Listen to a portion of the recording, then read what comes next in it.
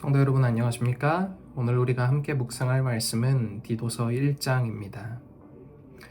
오늘 우리가 함께 나누는 디도서는 사도 바울이 그의 영적 아들이자 신실한 동역자인 디도에게 보낸 목회 서신입니다. 이 편지의 배경이 되는 그레데 섬은 지중해의 요충지였지만 도덕적으로는 매우 거칠고 타락한 곳이었습니다.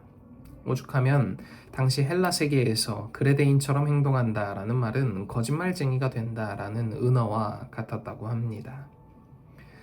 바울은 전도 여행 중 그레데의 복음의 씨앗을 뿌렸으나 그곳의 교회가 안정되기 전 급히 떠나야 했습니다. 그래서 그는 가장 아끼는 디도를 그곳에 남겨두었습니다. 본문 5절은 그 이유를 이렇게 밝힙니다.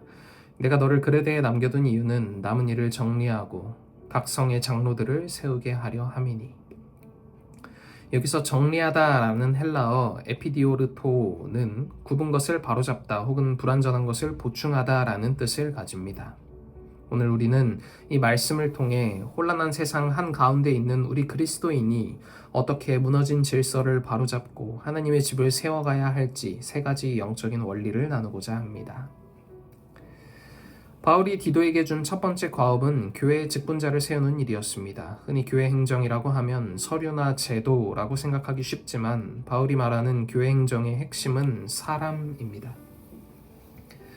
바울은 감독, 다시 말해 장로의 자격으로 가장 먼저 가정생활을 언급합니다. 한 아내의 남편이며 방탕하다는 비난을 받지 않는 믿는 자녀를 둔 자여야 합니다. 이는 교회의 지도력이 건물 안에서 만들어지는 것이 아니라 가장 사적인 공간인 가정에서 먼저 검증되어야 함을 의미합니다. 가정에 충실하지 못한 자가 어떻게 교회에 충실할 수 있으며 성도들을 양육할 수 있겠느냐라고 바울은 이야기하는 것입니다. 7절에서 감독은 하나님의 청지기라고 불립니다. 주인인 하나님의 뜻을 대행하는 자이기에 자신의 고집대로 하지 않으며 분을 내지 않고 술과 구타를 멀리해야 합니다. 특히 더러운 이득을 탐하지 말아야 합니다.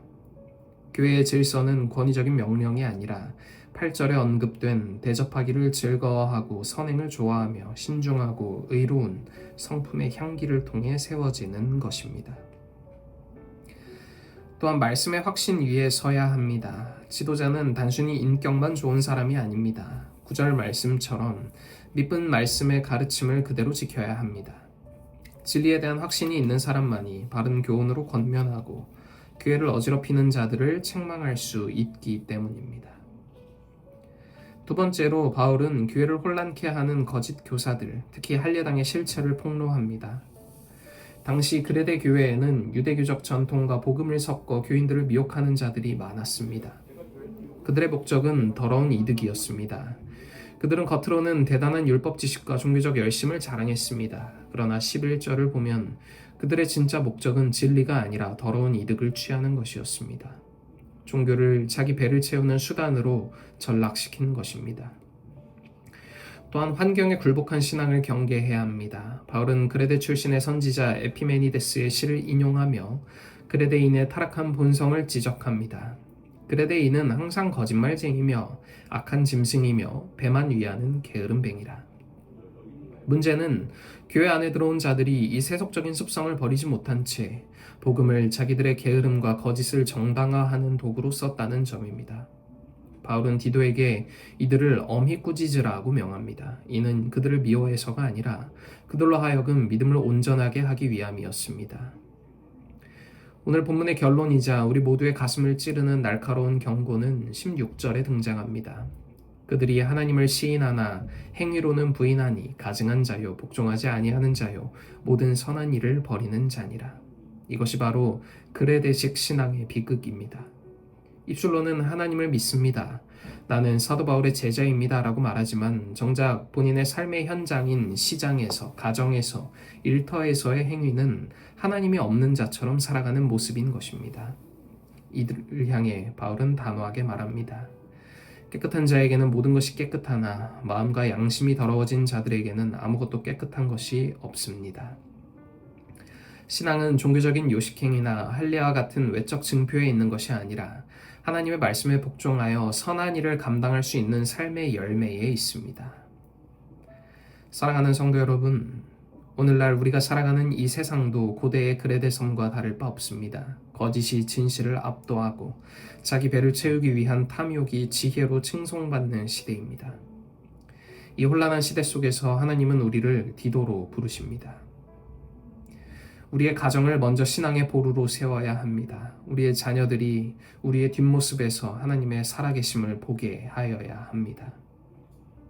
삶과 신앙의 일치를 추구해야 합니다. 안식일에 드리는 예배가 월요일에 정직한 삶으로 이어지지 않는다면 그것은 하나님을 부인하는 가증한 행위가 될 수 있음을 두려움으로 우리는 기억해야 합니다. 진리의 말씀 위에 견고히 서야 합니다. 세속의 가치관이 교회를 흔들 때 우리는 경건함에 속한 진리의 지식으로 무장하여 교회의 거룩함을 지켜내야 합니다. 우리가 입술뿐 아니라 행위로 하나님을 시인할 때 우리를 통해 이 시대에 무너진 질서가 바로잡히고 하나님의 나라가 확장되리라 확신합니다.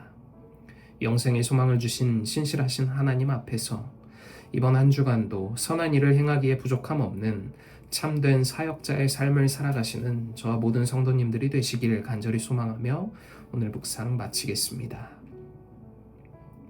오늘은 청년반의 김상희 청년을 위해 기도하겠습니다. 하늘에 계신 하나님 아버지, 오늘 우리에게 새로운 하루를 허락하시고 새로운 한 주를 허락하시니 감사합니다. 오늘은 청년반의 김상희 청년을 위해 기도합니다.